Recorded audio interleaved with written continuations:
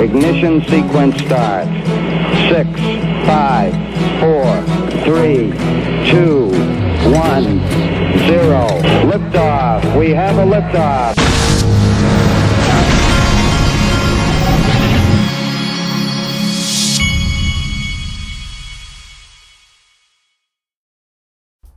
Hey everybody, this is the Digital Asset Investor, and we're going to start with what the official cool guy of the Digital Asset Investor channel did. That's Mr. Intuitive. Check this out right here. Watch this. This is BitBoy talking about him. If I can just hit the old refresh button here.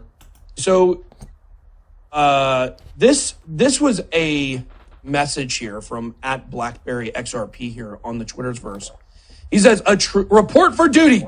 A true supreme leader will help us finish the race. We need you to do what you can. Tweet and mention on YouTube concerning the XRP class action lawsuit led by John Deaton.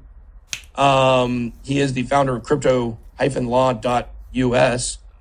He has 127.3 thousand followers, pretty popular. He has a class action lawsuit. He wants to get to 100K. Did we retweet this? Well, here we go. Let's retweet it right now. Come sign up for the lawsuit. So here's the tweet that he was tweeting in that. Soldiers, it's time to make your voice known. And he's saying, your leader. So like we said, I don't care if you want a title of dear leader, that's fine with me. As long as you help get this lawsuit to 100K. So good for the official cool guy to help make that happen.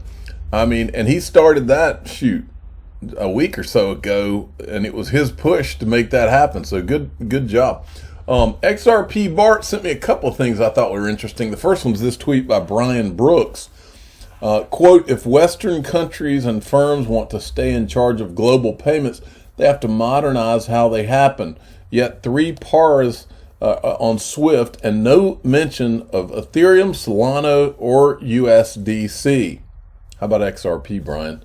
Or anything else actually modern? Long way to go, folks. Now, this is from The Economist magazine. Not really sure what to make of that. Now, Bakkt, who went public a week or so ago, or was it 2 weeks? Today, Mastercard announced a partnership with Bakkt to make it easier for merchants, fintechs, and banks in the U.S. to embrace and open access to a broad set of cryptocurrency solutions and services. This should be interesting, folks, because Bakkt, basically, nobody's on Bakkt, but which means that I think they're going to be like the back end to Wall Street entering this fray. In fact, I was talking to somebody about about buying some Bakkt stock. I saw their stock today; it was up like 70%. I think basically on the rumor of this news. All right. Our old friend Gary Gensler was on Yahoo Finance, the All Markets Summit. I can't stomach listening to him too much. You know what? I can't stomach listening to him at all, so we're not going to. What we are going to do is take a clip that I pulled from him and show you something that does mean something. This is their own words. This is going to be featuring Gary Gensler. It's featuring Brad Garlinghouse from Ripple and Joseph Lubin from Consensus. I'm gonna continue to speak openly and actively, direct staff to investigate fraud where they see it. ICOs are fraud, speculative, and speculation drives innovation. So they're very important in creating foundational infrastructure. Yeah, Mike's asking will there be a limit on the amount that a person could invest in Ethereum? A person can buy from any number of different identities. We may limit the size, the unit size of a sale, just to make it easier to disguise. Let's say if you're a whale and you want some privacy, you can buy 50,000 units and so nobody scares people with an enormous initial purchase.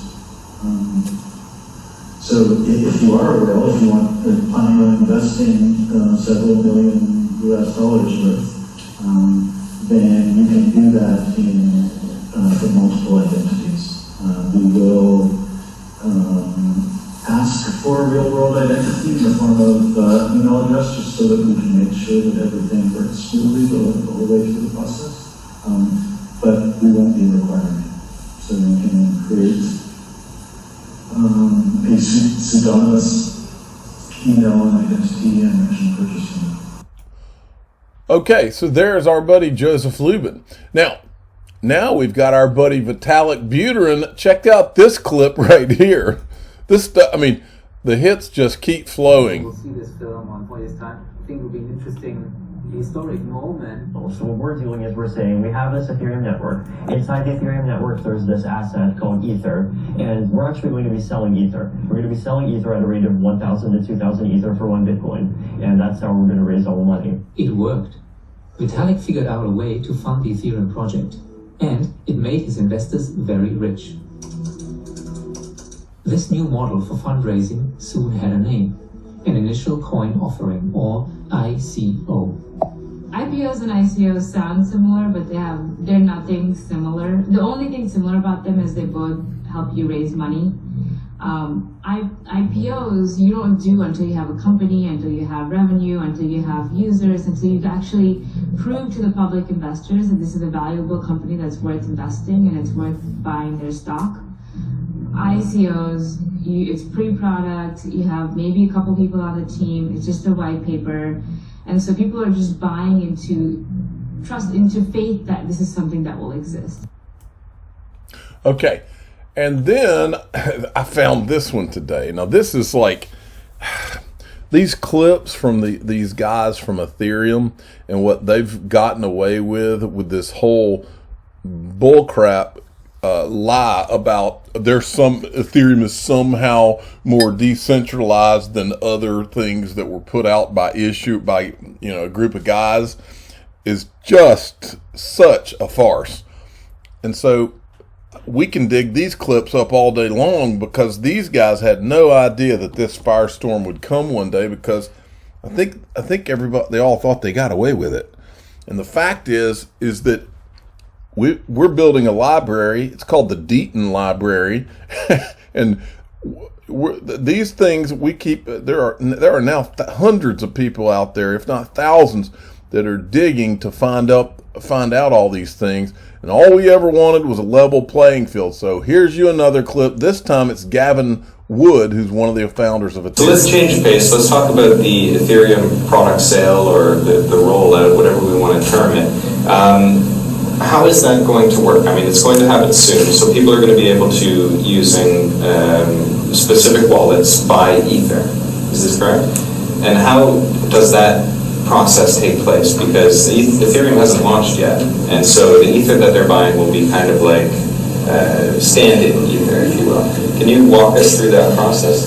Sure. So basically, we're going to launch the Ether sale. So this will be effectively a currency swap for promises to pay Ether, like on the launch, for Bitcoin. And the Bitcoin is basically just going to be used to pay for the development of the platform, and to put some aside for future investment in later versions of Ethereum, and also cryptocurrency in general. The purchase of Ether will take place through the website. So we're sort of working on getting a really nice sort of experience for that.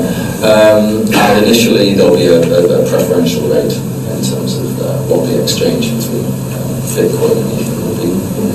That will, as time goes on, sort of go down. So, early adopters will accordingly compensated. Yeah, in terms of what you get now, what you get is a promise. What you get is a receipt that basically says, when Ethereum launches in the Genesis block, you will get your key will actually unlock this amount of Ether, and you'll be free to spend as you choose. Gotcha. Okay. And what exchanges are you planning?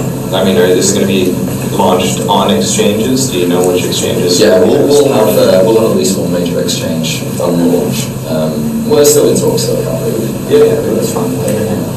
Okay, the things we learn. Somebody told me a long time ago, they said, Think about the things we know today that we didn't know a week ago. Think about how much worse this gets. And they said it only gets worse. Okay. This is, I want to remind everybody, Link2 added some Uphold to the platform, but I forgot to tell you some of the key things about this. Apparently Uphold had a pretty good Q3. And some of the things that I saw today, one is that they now have 6.9 million users worldwide. Uphold does. They've got over $3 billion in assets on that platform. They support 65 tokens. Year-to-date revenue is $213 million. Net income, year-to-date, $79 million. Their year-to-date revenue reflects a growth rate of 2,300% over the same period in 2020.